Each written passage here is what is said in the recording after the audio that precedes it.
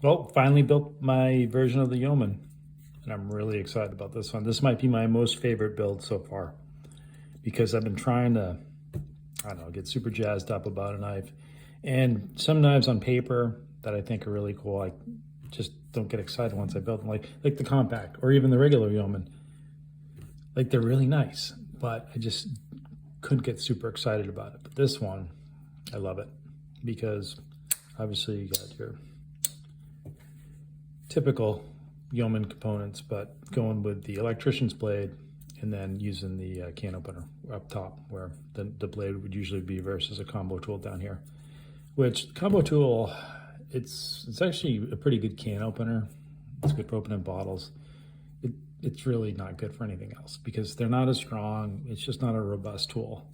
This thing, I think it's probably the best tool on the opener layer because it's great to dig into things. It's great to pry things open with. It's a good little screwdriver, flathead and Phillips. Fits in pretty well.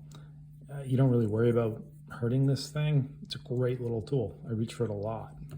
So it's nice that it actually fits on the same layer, or I should say with the blade spring. And then, you know, you've got obviously an electrician's blade, which this thing's like a little X-Acto knife. It is amazing. You can almost like draw with the thing. So if you're cutting along, obviously this is not going to be the knife you're going to take camping, but it's like an EDC. I think it's pretty sweet.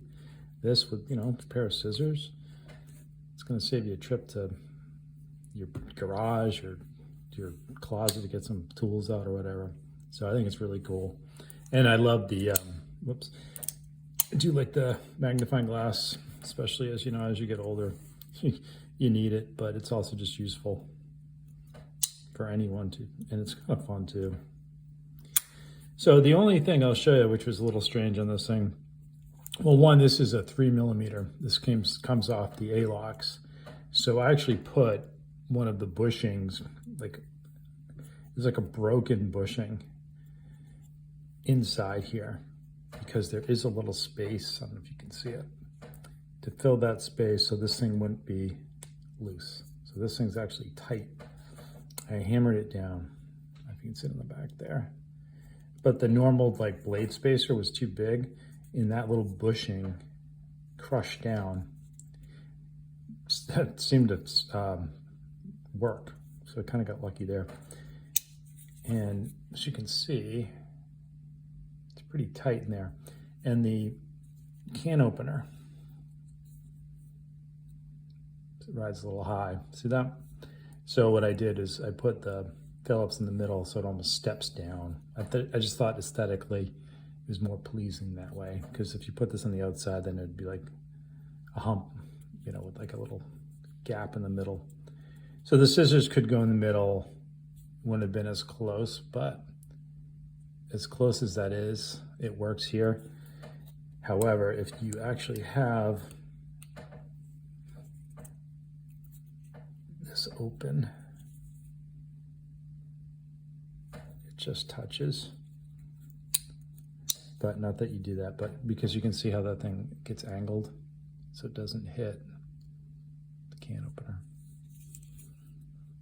And obviously these are like the minimalist scales.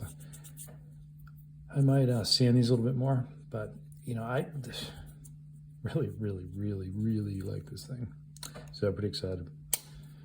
So thought I'd share that with you. That's all I got with this knife. Very happy with it. And then got some scales coming. I don't want to say too much, but I'm going to probably do something with this guy, which I've shown in an earlier video. I haven't done an update on this thing in a while.